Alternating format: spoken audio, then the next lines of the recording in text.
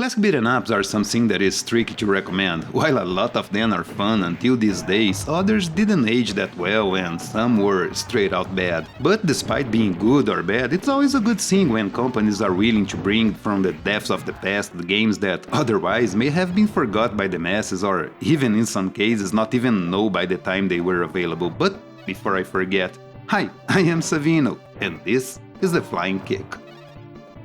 The Brazilian company QUByte have been making an excellent job when it comes to bringing old games to modern consoles. Their classic collection has been pretty solid with games like The Immortal, Thunderbolt and Tales of Clouds and Wind that I already reviewed here on the channel. Now they are bringing a collection with 2 Super Nintendo beat-em-ups that were somewhat rare back in the day. Iron Commando, the Punisher wannabe that was developed in France but only saw a Western release in 2017, and Legend, a Golden Axe-style game that was developed by 2 friends in about 4 months. Let's start looking at Iron Commando because honestly, while it has a lot of potential, it is the worst of the 2 here. First, the good things. Iron Commando has awesome graphics with some huge sprites and nice backgrounds and that's all I can say. Honestly, every single good thing I could say about this game, like the nice variety of weapons that you can find, bosses that aren't unfair except for the last one, and a very cool atmosphere, is hampered by the absurd difficulty of this game. You see, you have here what you can expect from a beat-em-up from this era, like a punch button, a jump and a special attack. Your special, by the way, contrary to most of the ones from this same era, uses a consumable item, a grenade in this case, instead of your health.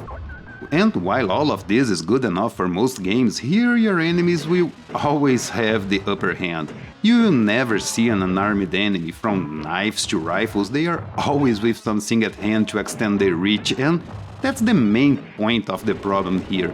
Your enemies are crazy fast, way more than you, and they will always surround you, poking and shooting you while you're trying desperately to fight.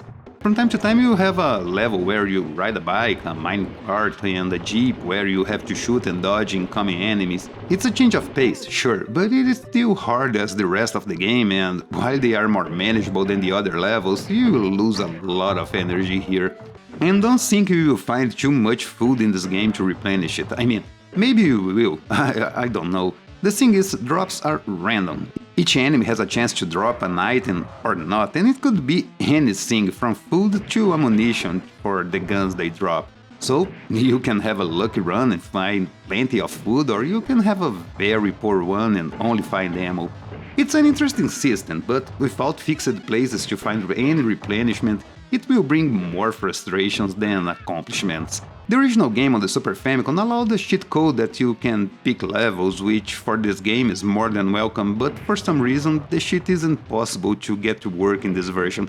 I think QUByte could have at least put the cheat in there for us so we could play in another level instead of fighting through large levels, yeah, they are pretty large, to see what's coming next. The other game, Legend, is very similar to Iron Commando. I'm not sure about the relationship between the 2 except being published by Sony Studios. And by the way, that's the reason for Iron Commando staying in Japan. Sony was pulling off all their third-party projects to focus only on the PlayStation at the time. But back to the subject. Both games are pretty similar in graphics, animation and how the game is presented. Here you have the same problems with enemies jumping all over you and being extremely fast, not to mention the random drops from them preventing you to plan ahead your next move. But despite it have some of the same flaws as Iron Commando, Legend is a much more manageable game.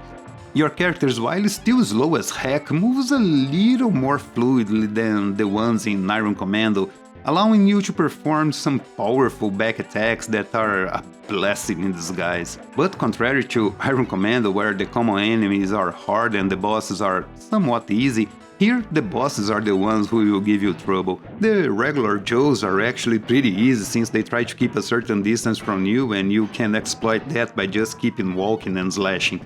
Boring? Yep, but sometimes when the screen has 4 or so enemies, it will be the only way to keep them away from you. The bosses, as I mentioned, are very hard here. Some of them will easily send you back to the continue screen even if you get to them with lots of spare lives. Graphically, Legend is very similar to Iron Commando, but with better weather effects. It loses some points because of the clearly and shameless rehashed levels. The game has 5 levels in total, but only 3 different backgrounds. But considering the number of people involved, 2, and the time the game took to be made, a few months, I can cut the guys a lot of slack. For $10, you will get both games and some bells and whistles that are common in these collections like filters, bezels, and quick save and load. Honestly, you can have better games for this price, but there's something captivating about these old games even when they are bad or at least not that great. It is nice to revisit that time playing some of the games that you would only play if they were the ones left in the rental store. The games aren't great, there is some content missing in both games like the intro for some reason, but for $5 each it is hard to say for you to pass. I mean, I don't know what costs $5 in the US or Europe, maybe a Starbucks coffee. So yeah, I can recommend these games for the price and as a curiosity. As I said, none of them are really good, but they are fun to try and to see what a bad beaten up looked like in 1994, and for $5 each it is way less than what they are asking for any of the arcade archives, so it is a good deal.